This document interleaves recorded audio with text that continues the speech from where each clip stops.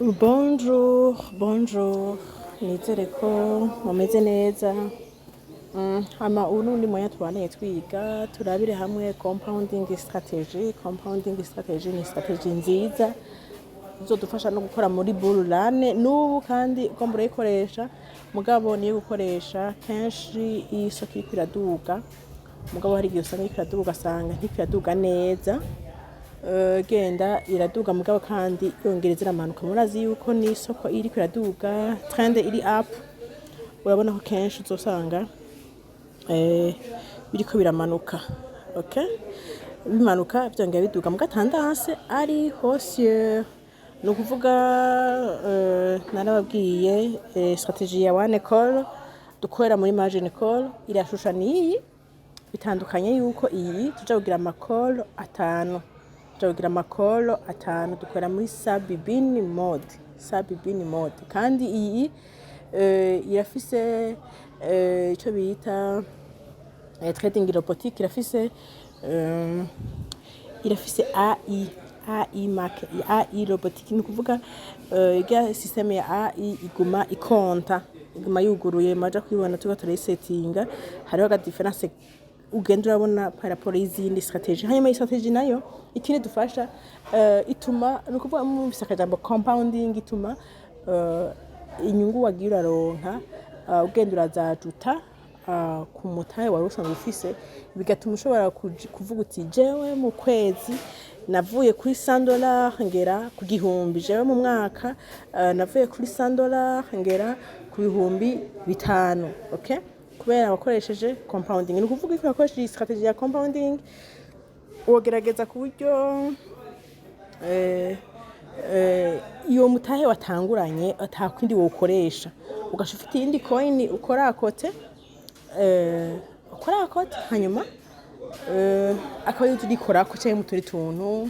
Okay, mugabo ukawirinda kugira uzoce no mugani uvuga uti je navuye ku gihumbi nja ku bihumbi 50 kubera ko compounding. Ni kuvuga ugenda urava ku mutahe wari ufise ugenda urongerako bigatuma uduza inyungu mu kanya gato kandi byoroshe. Ikorera muri sub-bin mode. Okay, tupimire dukorere ku mutahe mutoya twafatirako dufate nk'umuntu afite 300 USDT. Turabe ko tubona groupe ya VIP kugira turabiremwo signale twoshobora gukorerako. Okay, signale twoshobora gukorerako. Okay, dukwere ku signale ya AVAX. Ni ukuvuga iyo mubonye babahaye signale, iyi ni signale murayibona. Okay, iri ni izina ry'ikoini ugomba ugure. Ibi ni biciro uja kurangurirako iryo faranga. Take profit ni nyungu uja gusaba robo kugira iyo coin ni yaduka guca kuri 2% ikikuzanira inyungu. Iyi ni take profit callback, ni igihe coin ibandanje duga igiye kumanuka ije kuva mu isoko ari uko ikubise kuri 0,01 ikoroka. Tactique na madrop bavuze ngo trade with margin calls. Okay, ni nko kugira one call canke indi strategy. Ni kuvuga iyi strategy ukoresha iyo ushatse bivanye n'ingene isoko iba yitwara, ingene bikurifata uwo mwanya. Yasaba rero ko umuntu abanza guconsulta market akabona ingene isoko yifasha kugira abone strategy yokoresha iyo ariyo. Naza yuko mumaze kuba mubimenya kuba turavyigisha kenshi.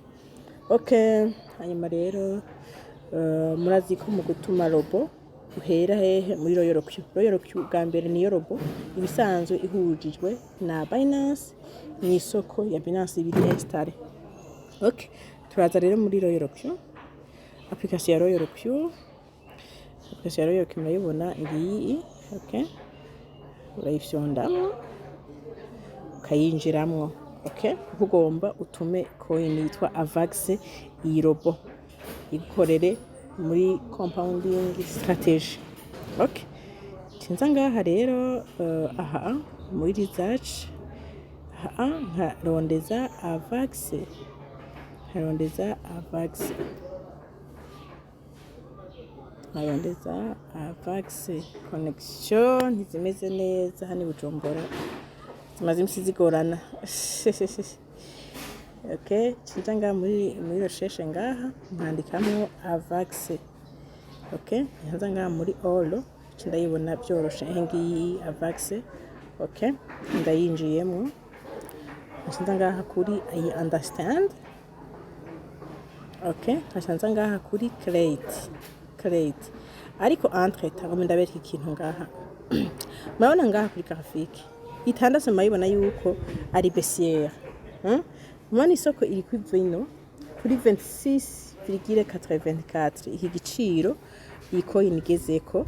Muga murabona yuko iri kwetera iza muri 24, ana ahigeze normal actuellement igeze kuri 24,47. Ibi ni ibiciro en dollars, sivyo? Murabona itandase iri kwiragira iri kwiramanuka. Nukuvuga strategy rero ntiwe ikorera muri umwanya, sivyo? Bisigura yuko nimba waguhaye signale strategy curaba ingene itandase y'isoko ngene yifashe kugira umenye strategy wokoresha. Nukuvuga ngaha utaza gukoresha margin call. Mwakora tuko turi ndiko ndabigisha compounding strategy, mumenya neza yuko ikora mu isoko iri kwiraduga. Nk'akarorero hamwe twayikuza dusanga isoko iri kwivino kuri 19 itanda iduga mwana ngaye kwiraduga kugera ino wana nimba ye kwivino iduga uko tandase mabona yuko mabye na kano gakore kano karongo ka orange mwana ko kabereka yuko isoko yekwiri iramonta. Aha rero ni ukoresha compounding strategy. Okay, mubonye isoko iri kwivepfo itera iraninga iduga hejuru. Turafise ama confirmation menshi tuma twiga atwereka isoko iri kwiraduga ngene iba yifashe. Okay, kwiraduga naha urashaka kubirabiraho ukabona ko tendance ari haussière. Okay, nkare n'ukoresha compounding strategy. Okay, turaje rero ngaha kuri create encore. Okay, I understand. Okay, turabandanya mu kwikane neza kandi ni vyiza ko umuntu azarandika kugira bimworohere kugira azarasubiramo kwisubiramo kuburyo umuntu amubwira ati koresha compounding strategy akabazi ingene ayikora, koresha margin call strategy akabazi ingene ayikora, akabazi one call strategy ingene ayikora, akabazi holding robotic, holding simple byose akabazi ingene azikora. Ni vyiza rero ko umuntu agenda aragira arungura ubumenyi uko imisi igenda iriyongera. Ugeze ngaha mucamuza ngaha kuri trade settings ukahafyonda. Okay, ugaciza ngaha rero ngaha ugeze ngaha urabona yuko uba ugomba utangure gupanga ibintu neza. Okay, gupanga ibintu neza uti nja gushiramwo mutangana kunuku ndayituma ibi nibi ibintu nk'ivyo. Okay, sawa. Siza ngaha rero aha kuri first buy na amount umutahe ija kuranguza kuko iyi strategy ikora nka margin call. Ugacira buti ija kuranguza umutahe ungana gute ku ncuro imwe. Nabwiye ko irangura incuro zitanu. Ikorera muri sub bin mode. Okay, nshinza rero ngaha nimba afite twavuye ko twasa niyo dufise tugomba dukoresha $300. Okay, tukenera rero gushiramo ngaho muri first buy na amount tukenera gushiramwo 15% de capital. Okay, nukuvuga ufata $300 USDT ufise ukagwiza na 15,600. Okay, tugende muri calculatrice tubishiremo. Okay, dufise 300 USDT gombe ndayikoreshe muri compounding strategy. Shingira fois 15.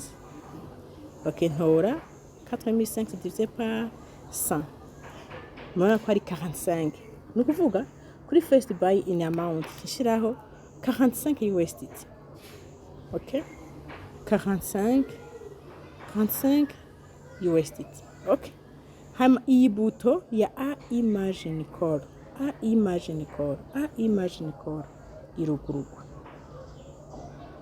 irugururwa sivyo ndayuguruye mana ko ndayuguruye iyi bleu iyi amble ndayuguruye harimo akantu ka robotique unukugurura imagine call okay hanyuma ngaha kuri margin call limit nta bintu byo gukarikira bindi ni 5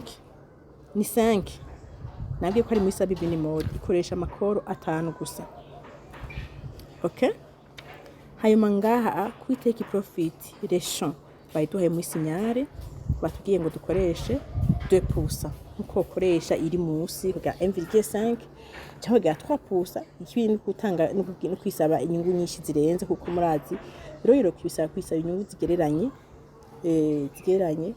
hanyuma ugafumuza yituma kenshi hako ituma byinshi amweke ufise umwanya mu trader professionnel ufise umwanya wazabona yuko inyungu wayisabye bitakunze kwizishikira kubera isoko iri kurifata nabi iri kuyamanuka kandi yari kuraduga muco gihe bashobora guscarpinga cyangwa guseringa manuellement izo nyungu ubumaze kuronka ukazinjiza mu gutari hafi usanga zisubije inyuma kubera itaye bwagere kuri take profit wayihaye niyo mpamvu byiza uya take profit gereranye washaka kuya 2 cyangwa 2,5 aha ni bon cyangwa ukurogira 1,5 plus uyiha bikeya plus ushikira byoroshe okay tutangaha take profit ukayiha 2.01%.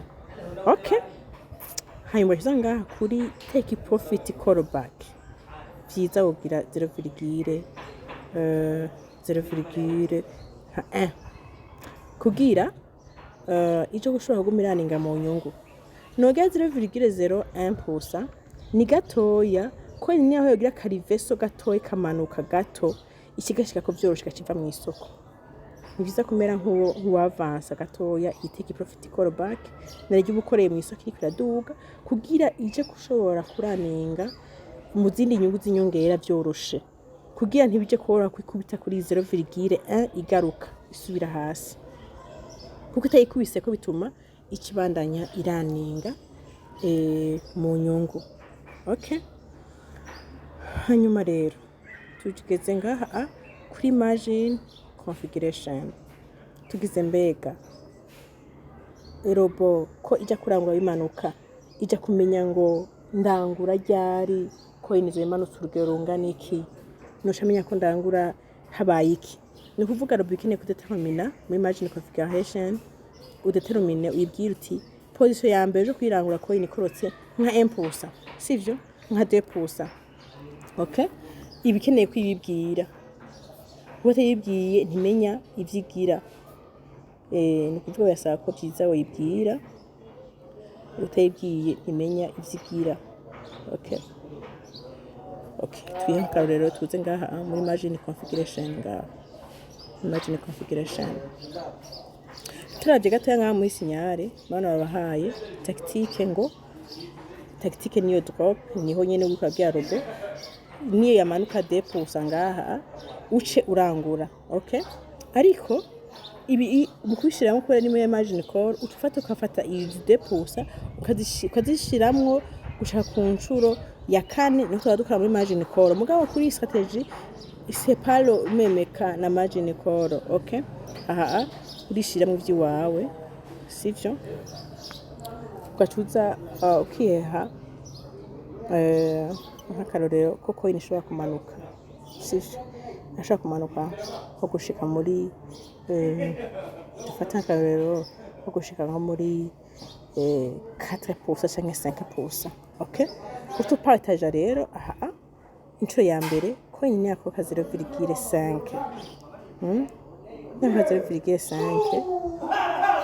0,5 robo ikirango inshuro ya mbere ariko ngaha ku nshuro ya mbere izobirangura inshuro 5 isateje niko ikora ni misi yose ni 5 times okay aha ugira kabiri inshuro ya kabiri niyo coin yakoroka 0,9 ikirangura kandi irangure mu myanya 5 okay niyo coin yakoroka impulsa coin ikirangura robo ikirangura inshuro 5 iguma ikoresha y'amahera aya amwe twashiramo 45 ni ukuvuga zirakoresha amahera 9 ku nshuro imwe tuva kuri 45 divisé par 5 times. Okay, hanyuma ikorose coin igakoroka nka 1,2. Okay, robo ikirangura izindi nshuro 5 ikoresha za 45 USD twashiraho kuri first buy amount. Robo ni yakoroka 1,5. Okay, coin robo ikisubirangure izindi nshuro 5. Okay, murabona zino drop izinzo bita tactique drop muri margin configuration ni determination y'ingenero bija kurangura yisunze ivyo wayihaye mu vyikoresha. Sawa, hanyuma izi ni inshuro 5 iteza kuranguza umwanya umwe irangura umwanya 5 ku nshuro imwe iranguza ikora mu myanya 5. Uhejeje ucanga kuri confirm kwa confirma ukabishiramo. Sawa, ugeze ngaha kuri buy in callback twaravuganye yuko ushiramwo gitoya yico wasize ngaha kuri take profit callback canke bikaba bingana nk'iki kirakwiye ntaco bitwaye. Okay, hanyuma kuri sub position take profit callback iki wogira igisa na take profit wasize mu ngaha canke kiri musi, kuko iyi ni take profit y'ama position ari independent ayatubona ngaha kuri distributed and take profit allocation. Okay, murabona ngaha hariyo 1,3 ugomba kugira iri musi canke iyingana n'irya 2 wagize, sivyo? Kuma position ari independent no kuvuga ni imwe irenga iri independent, no kuvuga ziya zine ni zibiza zindi tuvuga ko zirindirana ziri dependent, mugiye ya 5 iri independent irigenga irisohoka nayo nyene. Okay, iri musi y'irya wagize cyo bitwaye canke ukagira ibingana confirm. Nkacanza ngaha rero kuri sub position take profit callback nshiraho ikina na take profit callback ngaha canke kiri musi. Sawa, ngire bingana. Okay, mana ko bingana. Okay, tugeze ngaha kuri advanced settings option. Aha ni one shot nyene nkuko tubimenyereye munabizi. Ugomba kugira cycle urayikora mu gihe coin iri hasi cyane, ariko nawe nyene ukaguma wamvizaja kuyikuramo ukayishira muri one shot ubizosohoke iveyo. Okay, nkije rero kugira one shot cinja ngaha kuri save, cinja ngaha kuri save. Okay, save nka savinga ngonga nkagira confirm. Okay, tuendele connection zikunde kugira tubandanye. Okay, tugeze ngaha utuza ngaha kuri full warehouse mode kugira nerekane ya sub bin mode izokoreramwo, kubera ko yagize amakolo 5 amapozi twafashe na 5 gusa. Tisho nangaha yemeza kuri I understand. Okay, mutanemeza ngaha kuri sub bin mode no kuvuga amaposition 5 yonyene. Acha nemeza ko hacanza ngaha kuri confirm. Okay, tuendele connection kandi wana kama connection tabayifashe neza. Okay, uhejeje ngaho ucuza ngaha kuri insure buy in price, ucugenda hariya muri signal, ucugenda muri signal ukaraba price baguhaye ngo current price, ni kuvuga urangurire ku biciro yo coin igeze ko actuellement. Mu cyo gihe rero ntubanza kubitapa ucugira kubishira ko direct. Okay, okay, connection.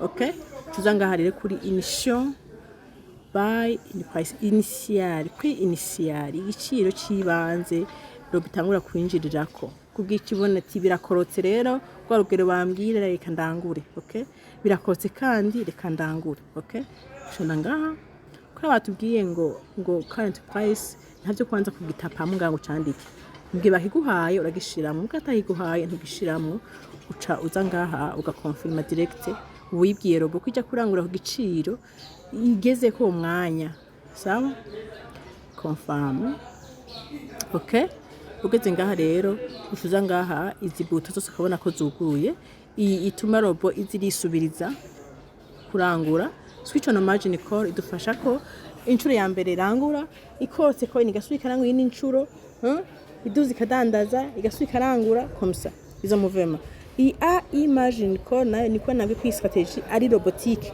ni strategy ni compounding strategy ni compounding strategy robotique iyi ni strategy iri robotique ya compounding nje tumi AI guma yuguruye okay tujeje ngaha rero uca guha ka resume k'ivyo wakoze ngaha ukaba ka resume k'ivyo wakoze ugacubona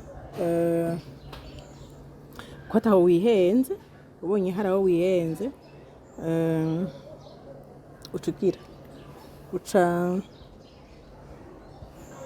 usubiramwo uza ngaha muri trade setting uja muri trade setting okay uja muri trade setting ugaca usubiramwo umaze kubona rero ko bimeze neza ngaha ukaba ko ibyo byose wabigize neza nta kindi kiba gisigaye nta kindi kiba gisigaye uca ngaha kuri activate uca ngaha kuri activate akaba ariyo uca ukoresha okay mabona yuko bimeze neza uca ngaha kuri activate okay uca ngaha kuri I understand okay uca I understand ugaca wemeza okay ugaca ngaha kuri create okay abona yuko dutije gutuma robo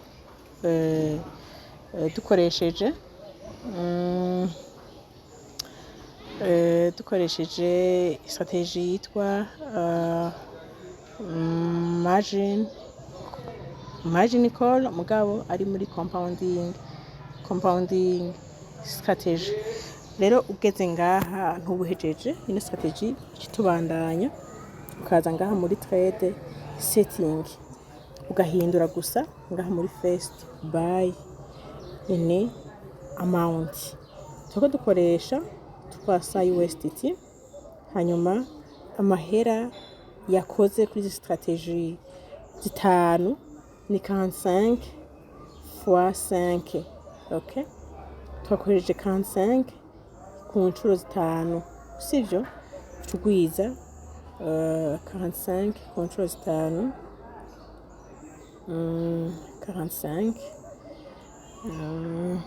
45 fois 5 égale 225 ni kuvuga uturaba muri ya 300 USDT moins 45 hasigara 255 ukifata 255 ukarabamwo 15% zayo ukifata 255 fois 15 divisé par 100 tubona kusigarana 38 38 rero nisho uzana nayo ngashanga muri first buy muri first buy in amount ngaha bashirayo 38 okay niyo basigaye ugaca ukompleta ngaha kuri save nta kintu bandanya ukomakoma confirm ukaba wihereje gukora strategy ya compounding urabona ko ari ibintu